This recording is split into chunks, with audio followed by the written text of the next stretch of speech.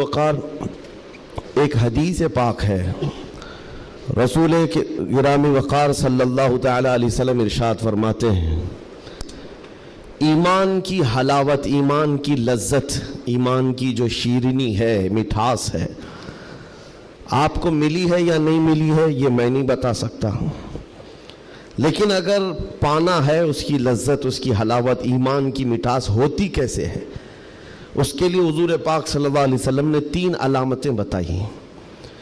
جس شخص کے اندر یہ 3 باتیں آ جائیں تو پھر وہ ایمان کی لذت محسوس کر سکتا ہے، ایمان کی مٹھاس اسے مل سکتی ہے۔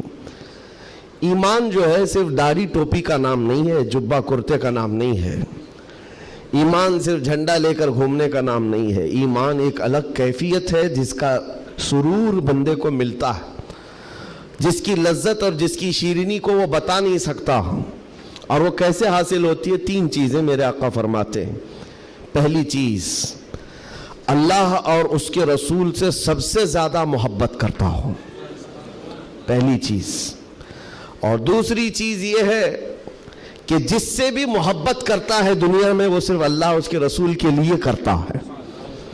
تیسری چیز ہے، کفر میں واپس لوٹنے کو اتنا سخت سمجھتا ہو جیسے آگ میں ہاتھ ڈالنے کو سخت سمجھتا ہو۔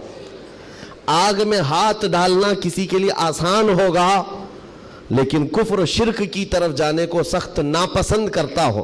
یہ 3 چیزیں اگر تمہارے اندر آ گئی تو ایمان کی لذت مل جائے گی، ایمان کی مٹھاس مل جائے گی۔ زندگی میں سب سے زیادہ پرائیورٹی کس چیز کو ہو؟ اللہ اور اس کے رسول کو۔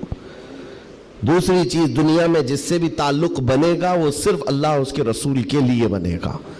تیسری چیز، کفر کی طرف کبھی لوٹنا پسند ہرگز نہ کرے، بلکہ کفر کا نام سنتے ہی اس کے اندر ایسی ہیبت آ جائے کہ میں آگ میں ہاتھ ڈالنا تو پسند کروں گا لیکن کفر کی طرف ہرگز نہیں جا سکتا۔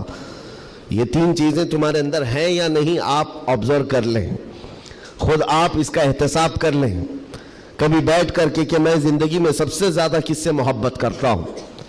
اگر اللہ اور اس کے رسول سے سب سے زیادہ محبت کرتے ہو تو اس کا مطلب ہے کہ پہلی چیز تمہارے اندر آ گئی ہے۔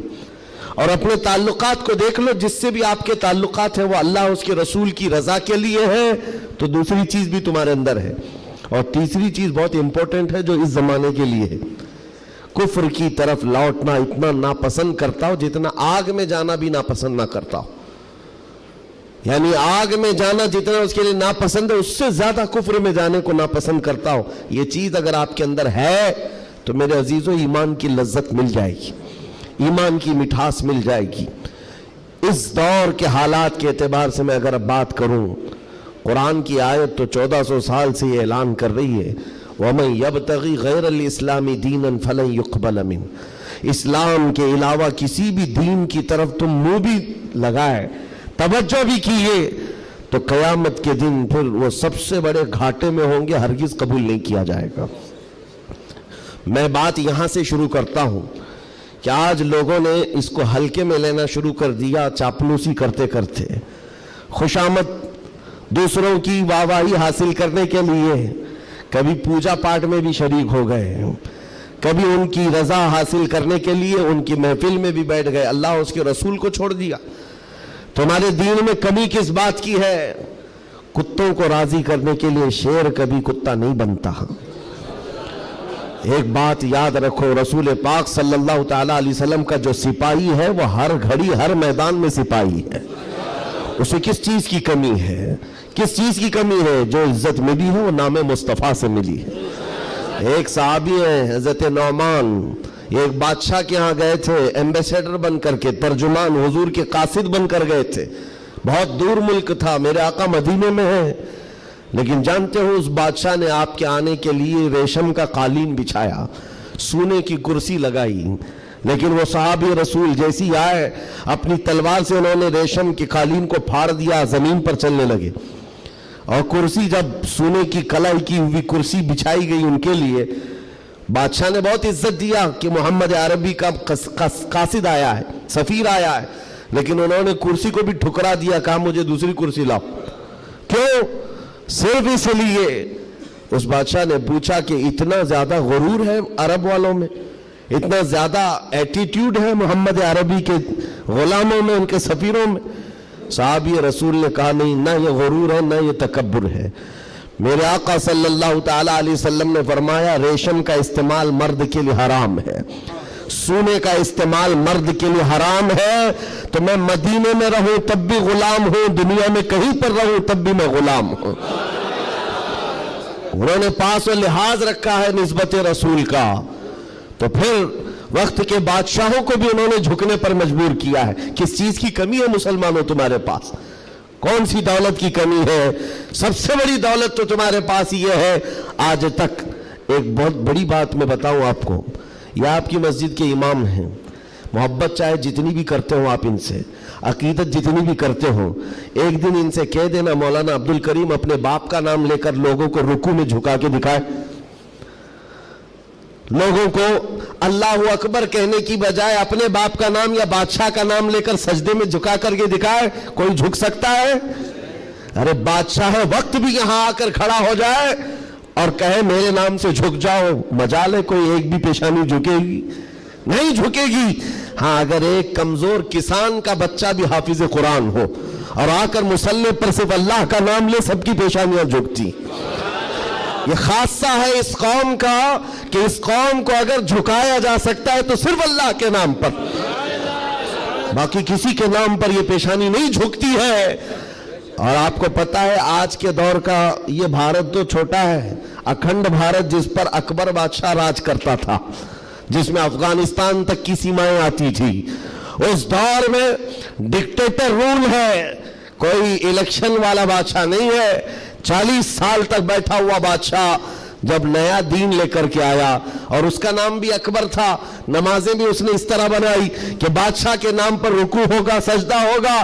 میرے عزیزوں، ایسا تمکنت اور ایسے جلال والا بادشاہ، لاکھوں کی فوج ہے اس کے پاس، بڑے بڑے راجے مہاراجے آنکھ نہیں ملا سکتے تھے.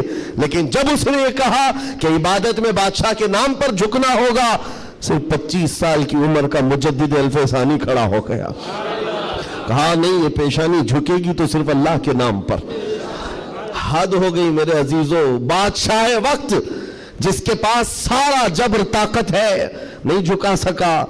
اور جھکانے کے لیے اس نے ایک بار کیا کیا، دربار میں اتنا چھوٹا سا دروازہ بنایا کہ آنے والا جھک کر کے ہی آئے. جو بھی دربار میں آئے وہ جھک کر، سیدھا آ نہیں سکتا تھا، اتنی چوکھٹ چھوٹی بنا دی. مجدد صاحب رحمت اللہ تعالیٰ علیہ کو بلایا گیا تھا دربار میں کہ یوں تو یہ جھکتا نہیں لیکن دربار میں آنا ہے تو کیسے آئے گا. جب وہ قریب پہنچے دیکھا کہ اتنی چھوٹی چوکھٹ بنی ہوئی ہے اور یہاں جانے کے لیے رکوع کی حالت میں جانا پڑتا ہے. وہ اللہ رب العزت کا ایسا بندہ، رسول پاک کا سپاہی، اپنے دین کا محافظ، دیکھتا ہے جانا ہے ٹھیک ہے جائیں گے، لیکن جس وقت داخل ہونا تھا وہ نہ جھکے، نہ ہی رکوع کیا، نہ ہی پیشانی جھکائی، پہلے پیر اندر ڈال دیا، پیر اندر ڈال دیا. جیسے سامنے لوگوں نے دیکھا کہ لوگ پیشانی پہلے اندر ڈال کر کے آتے تھے، اور یہ عالم دین ہے کہ پیر اندر ڈال کر کے آ رہا ہے. یہاں جیسی آئے تو لوگوں نے یہ اعلان کیا کہ بادشاہ کی بڑی توہین ہوئی، بادشاہ کی بڑی توہین ہوئی. پاؤں دکھا کر کے آ رہا ہے یہ مولوی، قدم دکھا کر کے آ رہا ہے. آپ نے کہا بادشاہ کی توہین میں نے نہیں کی، بادشاہ نے خود اپنی توہین کروائی ہے، اسے خود پیر پسند تھے اس لیے دروازہ چھوٹا کیا. عزیزان گرامی وقار، تمہارے پاس کس چیز کی کمی ہے؟ اللہ تعالیٰ نے یہ خصوصیت عطا کی ہے، یہ پیشانی کبھی کسی غیر کے سامنے نہیں جھکتی ہے، نہیں جھکتی ہے. کروڑوں کے سامنے تھوڑی طاقت و قوت کی پوجا کرنے والی یہ قوم نہیں ہے. آج ان کے پاس طاقت آئی تو ان کی پوجا کریں گے، ان کے پاس آئی تو ان کی پوجا کریں گے. قوم مسلم صرف اور صرف اللہ وحدہ لا شریک کی عبادت کرتی ہے. ہم رسول پاک سے بے پناہ محبت کرتے ہیں لیکن عبادت نہیں کرتے رسول کی بھی. حضور پاک صلی اللہ علیہ وسلم کے دربار میں بھی عبادت نہیں کرتے، تعظیم ہے، عبادت صرف اللہ کی کرتے ہیں. یہ خاصہ کم ہے، اسی بات سے تو پوری دنیا کو کڑن ہے اور جلن ہے کہ یہ دنیا میں ایک واحد قوم ایسی ہے. مجھے بتاؤ، ان سب کو جھکنے کے لیے مورتیاں دیکھنا پڑتا ہے، ہاں عبادت کرنے کے لیے اپنے اپنے خداؤں کی صورت اور مورت بنائی ہوئی ہے. پوری دنیا میں کروڑوں مسجدیں ہوں گی، کسی بھی مسجد میں خدا کی کوئی تصویر ہے؟ کہیں کوئی تصویر بنائی گئی ہے اللہ کی کہ اسے دیکھنا ہوگا پھر جھکنا ہوگا. عیسائی ہوں کہ یہودی ہوں کہ ہندو ہوں کہ کوئی بھی قوم ہو, سبوں نے کچھ نہ کچھ مورت بنائی ہے. صرف یہ تنہا قوم ہے جو بنا دیکھے اللہ کی بارگاہ میں سجدہ